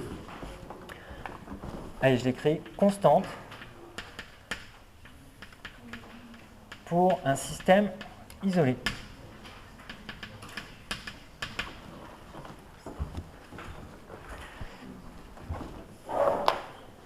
Donc là, vous retrouvez une des formules que vous avez apprises en première S. Alors, et encore, le programme est tellement vaste en première S que peut-être que certains ne l'ont pas du tout vu, mais il me semble qu'actuellement en première S, vous avez l'énergie nucléaire et vous avez cette formule E égale mc carré qui intervient. Et vous faites des calculs de différence d'énergie de masse, notamment pour les réactions nucléaires. Bon, ben voilà d'où ça sort. Alors, on définit en mécanique relativiste, précisément l'énergie cinétique. De manière générale, ça va être la différence entre l'énergie totale et l'énergie de masse au repos. Donc, on définit dans le cas général, c'est-à-dire à haute vitesse aussi, on va dire que l'énergie cinétique, par définition, donc c'est la différence entre l'énergie totale, gamma mc carré, et la masse au repos, mc carré. Voilà. Donc, en mécanique relativiste, l'énergie cinétique, c'est gamma moins 1 mc carré. Et ce qu'on vient de démontrer avec le petit développement limité, c'est que ce terme gamma moins 1 mc carré, il se réduit bien à 1,5 de mv2 quand on est à basse vitesse, c'est-à-dire quand v est très inférieur à c. Voilà. Donc, les formules importantes, ici, je les encadre. Ça, c'est l'énergie totale. Il faut connaître. Et ça, c'est l'énergie au repos. Alors, c'est une conséquence immédiate. Si vous avez une particule qui est au repos, ben, V est égal à 0, et donc gamma est égal à 1. Donc, c'est tout à fait logique, ce n'est pas une nouvelle formule à apprendre, c'est le cas particulier où gamma vaut 1. Énergie au repos. La différence entre l'énergie totale et l'énergie au repos, par définition, c'est l'énergie cinétique. donc gamma moins 1 mc carré. Alors, du coup, en relativité, souvent, au lieu de donner la masse d'une particule, quand il s'agit de particules légères hein, qu'on a dans les collisionneurs, les accélérateurs, on donne directement son énergie de masse au lieu de donner la masse. Hein, donc pour tous les physiciens des particules, ils ne connaissent pas la masse de l'électron par cœur. Ils connaissent par contre mc carré. Alors je mets en remarque, remarque, on donne souvent dans les livres de physique des particules, physique atomique, physique nucléaire, on donne souvent la valeur de mc carré au lieu de m.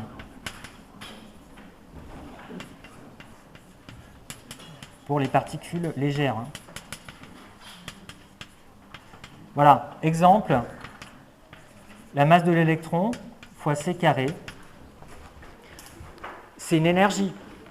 Donc dans un livre de physique nucléaire ou de physique des particules, vous ne trouverez pas masse de l'électron égale tant de kilogrammes, ou alors peut-être que vous le trouverez quand même, mais ce n'est pas ça qu'on utilise directement, puisque en relativité, ce qui intervient directement dans les équations, ce n'est pas la masse de l'électron, c'est la masse fois c au carré.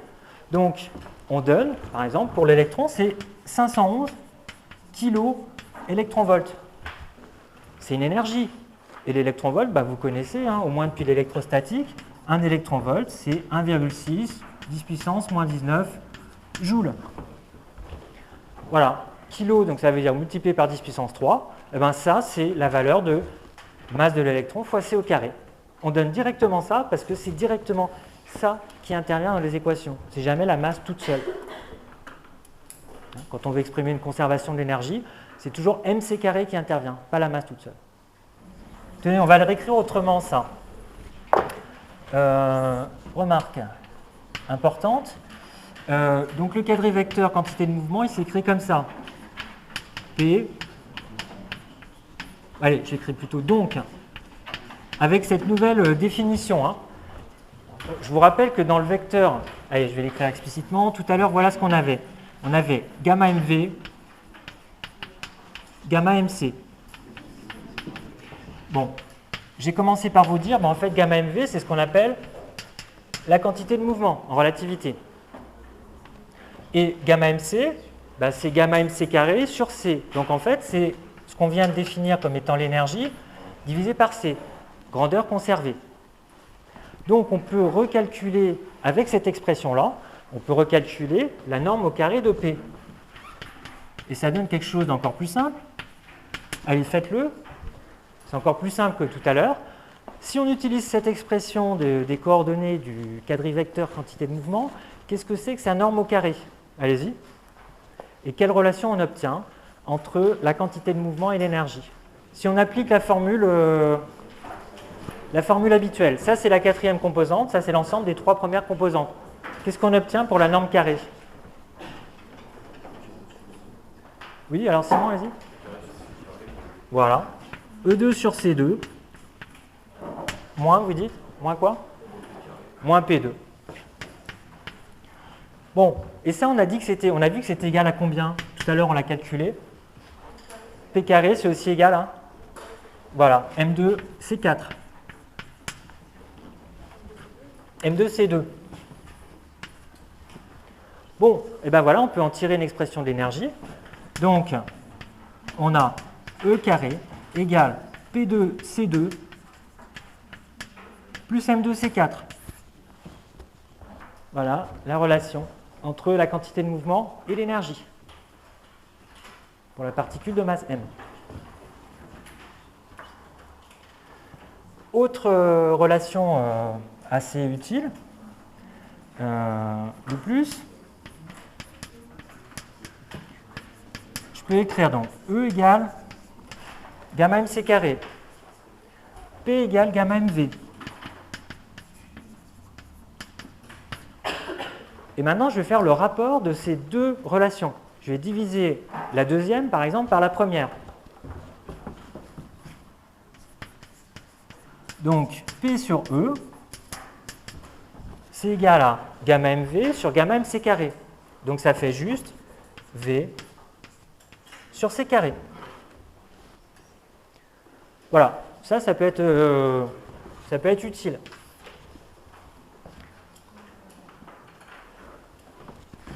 A priori, ça c'est vrai pour toutes les particules.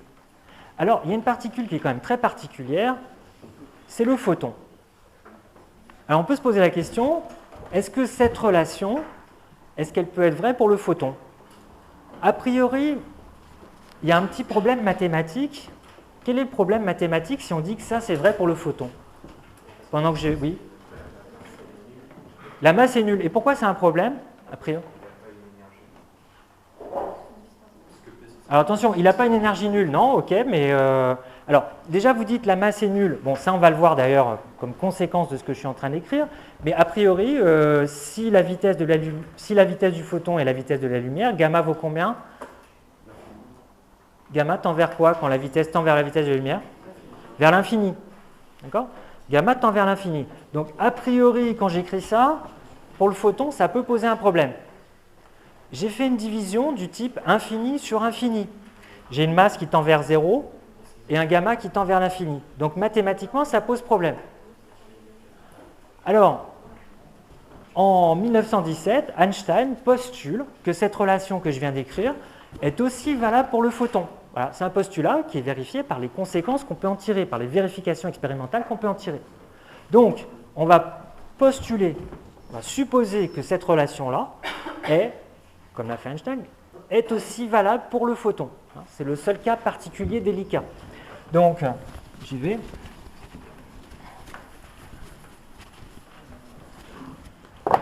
On postule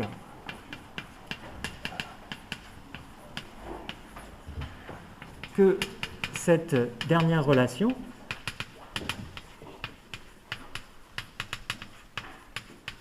est aussi valable pour le photon.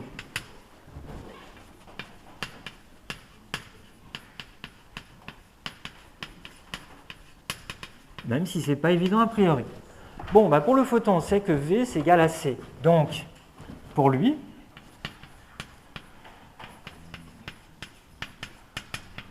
et pour toutes les particules qui vont se déplacer à la vitesse de la lumière, qu'est-ce qu'on a comme relation? On a donc P sur E qui est égal à C sur C carré, c'est-à-dire égal à 1 sur C. Autrement dit, on peut dire que P, c'est égal à E sur C. Maintenant, pour un photon, qu'est-ce que vous connaissez comme expression de l'énergie d'un photon?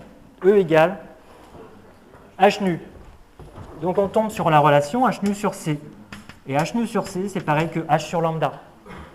Donc vous voyez que là, on retrouve la relation de De Broglie. De Broglie, ça intervient, c'est après la relativité. Historiquement, il y a d'abord eu la relativité restreinte, 1905, et les relations de De Broglie, etc., la mécanique quantique, c'est les années 20. Donc, c'est à partir de la relativité que De Broglie est tombé sur son postulat. P égale H sur lambda pour le photon.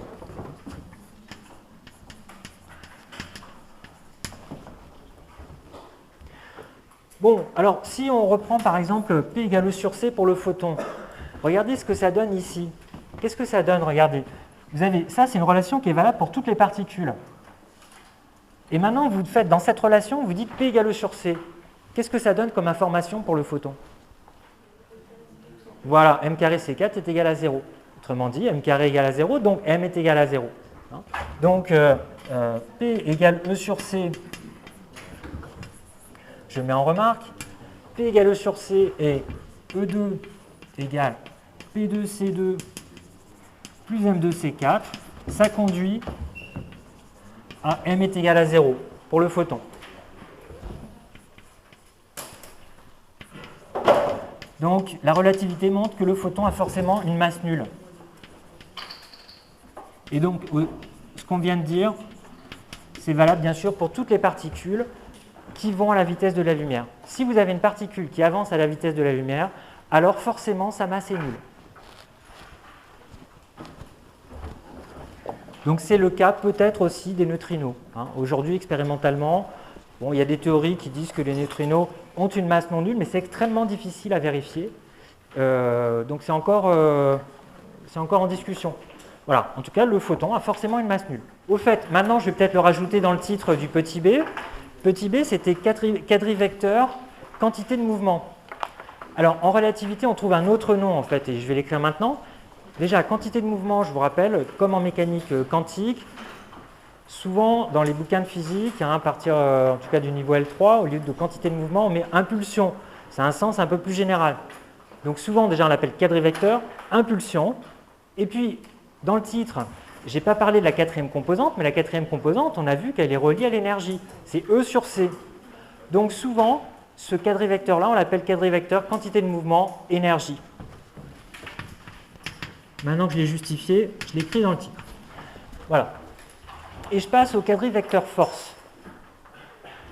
Alors,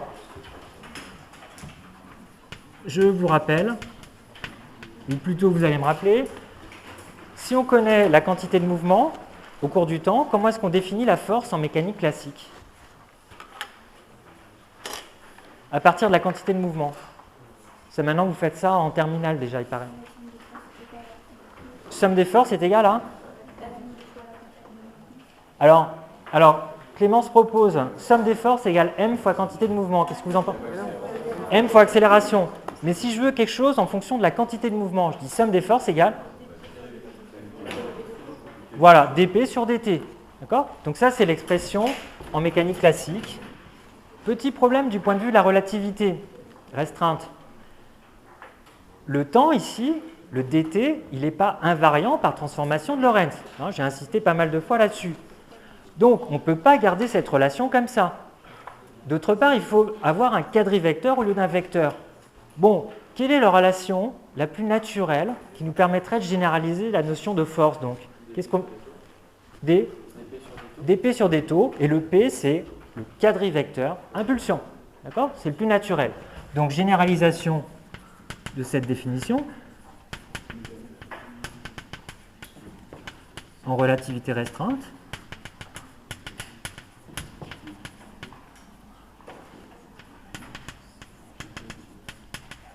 On va définir le quadrivecteur force, noté avec un F et une barre en dessous.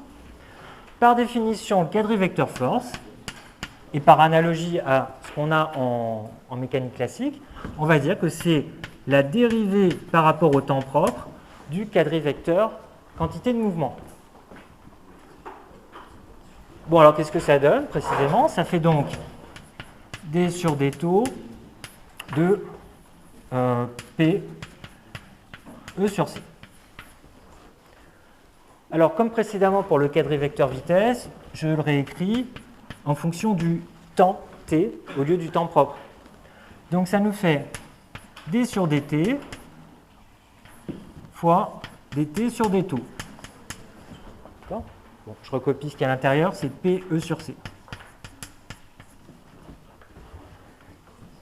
Alors, je peux le recopier encore, ça fait d'une autre façon, ça fait dp sur dt d de 1 sur c fois dE sur dt fois dt sur d taux. Et dt sur d taux, c'est égal à, qu'est-ce qu'on a dit tout à l'heure? Gamma. Voilà, donc tout ça, c'est multiplié par gamma. Donc, ça nous fait un quadrivecteur force.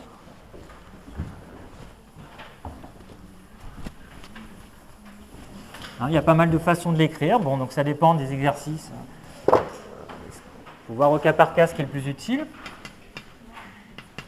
Le quadrivecteur force, c'est donc gamma dp sur dt, gamma sur c dE sur dt. Bon, alors on vient de le dire à l'instant, qu'est-ce que c'est que dp sur dt? En mécanique classique, c'est la force. Donc la partie spatiale du quadrivecteur force, ce n'est pas juste la force qui existe dans un certain référentiel, dp sur dt, c'est la force que subit la particule dans un certain référentiel. Donc le quadrivecteur force, il a pour première composante gamma fois la force classique. Donc voilà, je peux l'écrire, F, c'est gamma F, gamma sur C, dE sur dt. Voilà, c'est la force classique.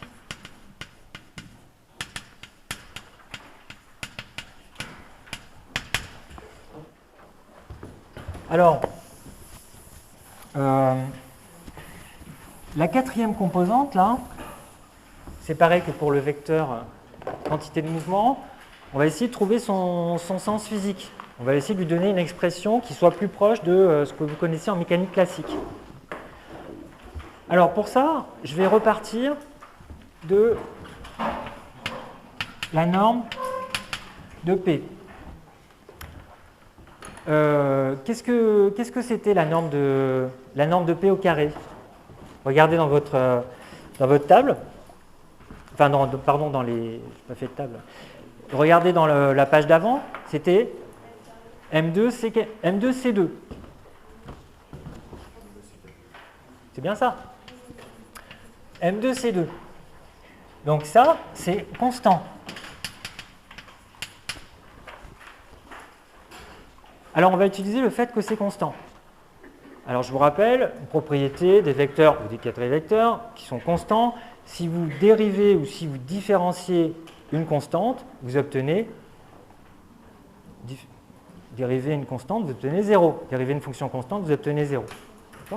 Donc, je différencie. Donc, d de p carré, c'est égal à 0. Alors, j'applique les formules habituelles, mathématiques.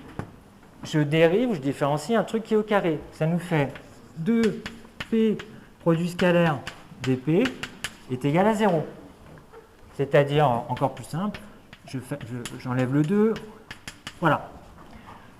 On va utiliser ça, on va voir ce que ça permet de voir, de donner comme sens physique au quatrième terme qui est ici. Alors, P, le vecteur P, le quadrivecteur P, c'est quoi? Je vous rappelle que c'est petit p, c'est-à-dire gamma mv, E sur C.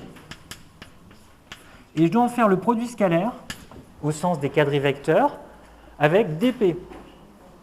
Alors dp, c'est quoi? C'est d petit p, quantité de mouvement, d de E sur C. d de E sur C, c'est 1 sur C fois dE. C'est ça qui doit être égal à 0. Ok, allez-y, écrivez. Rappelez-vous la définition, regardez de page avant, la définition du produit scalaire de deux quadrivecteurs. Qu'est-ce que ça donne quand on l'applique à ça?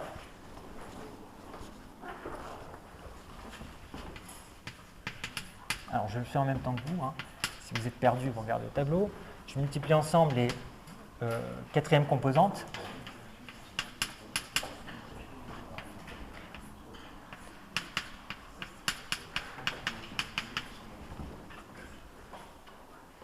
Voilà ce que vous avez dû obtenir en appliquant simplement la définition du produit scalaire. Le produit scalaire est invariant par changement de référentiel, par transformation de Lorentz. Bon, j'obtiens comme terme, vous voyez au début, E sur C carré. C'est égal à quoi, E sur C carré?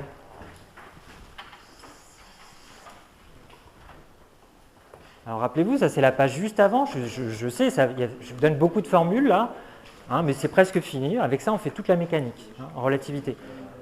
Voilà, c'est gamma m. E sur C carré, c'est juste gamma m. Donc ça nous fait gamma m dE égale P scalaire dP. Je divise à gauche et à droite par gamma m. Ça nous fait dE égale P sur gamma m, produit scalaire dP. Or, qu'est-ce que c'est que P sur gamma m? Regardez aussi dans la page d'avant, on a trouvé que ce P sur gamma m, c'était, en relativité, P c'est gamma mv. D'accord? Donc P sur gamma m, c'est V. Donc ça nous fait dE égale V scalaire dP. Alors je divise maintenant par rapport, je divise par dt à gauche et à droite, c'est-à-dire j'exprime la dérivée de E par rapport au temps. Ça fait donc dE sur dt est égal à V scalaire dP sur dt. Et dP sur dt, je vous rappelle que c'est la force, l'expression classique de la force. Qu'est-ce qu'on est en train de retrouver comme théorème là, quand on écrit ça? C'est l'analogue d'un théorème que vous connaissez en mécanique classique, qui s'appelle le théorème de F scalaire V. Vous voyez, ça c'est V scalaire F. Et F scalaire V, peut-être que vous l'écrivez comme ça. Ça s'appelle comment ça en mécanique classique? C'est la puissance. Donc qu'est-ce que c'est que ce théorème? C'est l'équivalent du théorème de l'énergie cinétique. Alors en fait, là on a E, on a toute l'énergie. Donc qu'est-ce qu'on a fait là? On a retrouvé le sens physique, on a justifié d'une autre façon le sens physique de cette formule de l'énergie totale. La puissance apportée à un système de particules, c'est bien égal au taux de variation de son énergie. C'est une généralisation du théorème de l'énergie cinétique que vous avez appris depuis le lycée. Je crois. Voilà, donc je mets analogue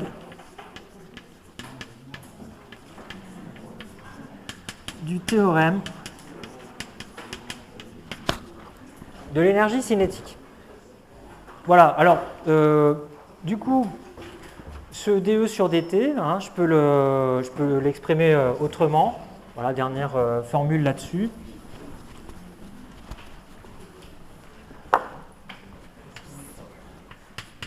Donc voilà encore une autre expression du quadrivecteur force. C'est donc gamma F, gamma sur C, F scalaire V. Voilà. Donc en fait, ce quadrivecteur force, ces trois premières composantes, ça correspond à la force classique, au facteur gamma près. Et la dernière composante, c'est quelque chose qui est proportionnel à la puissance apportée au système. Voilà. Avec ça, on peut faire tous les problèmes de se régaler. Il y a plein de problèmes de mécanique qu'on peut faire avec ça. Vous avez accès a priori à tout ce qu'on peut faire en mécanique. Alors, je vais juste donner sans justification, parce que j'ai pas le temps, 2-3 autres exemples de quadrivecteurs. C'est assez facile, on verra un exercice par exemple, leur justification. C'est assez facile de montrer qu'il s'agit bien de quadrivecteurs. Et puis, je m'arrête là. Autre exemple.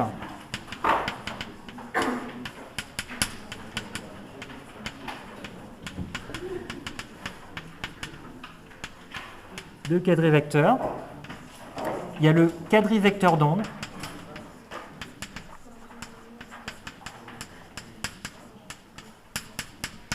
Voilà, on justifiera que le quadrivecteur que je vais écrire maintenant, c'est bien un quadrivecteur K oméga sur C pour une onde, de vecteur d'onde K et de pulsation oméga pour une onde lumineuse. Ça, c'est bien un quadrivecteur. Quadrivecteur, alors dans tous les domaines, vous avez compris la recette, je ne vais pas tous les faire, je ne vais pas faire de démonstration, mais la relativité, ça nous amène à reformuler toutes les équations de la physique. On l'a vu pour la vitesse, ça ne marche plus, la vitesse classique, la quantité de mouvement, la force, on a été obligé de tout redéfinir pour que ce soit valable dans tous les référentiels, les équations qu'on obtient. Donc, il faut, en relativité, si on veut faire de la physique dans un domaine, la première chose à faire, c'est de trouver les quadrivecteurs qui correspondent au domaine qu'on étudie. Donc, pour la lumière, voilà, on utilise le quadrivecteur d'onde. En électromagnétisme, je m'arrêterai là.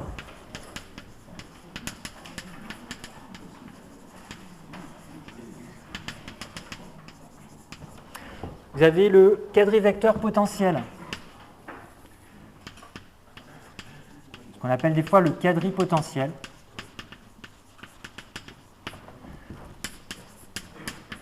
A, V sur C. Alors, qu'est-ce que c'est que A? Je pense que vous l'avez vu.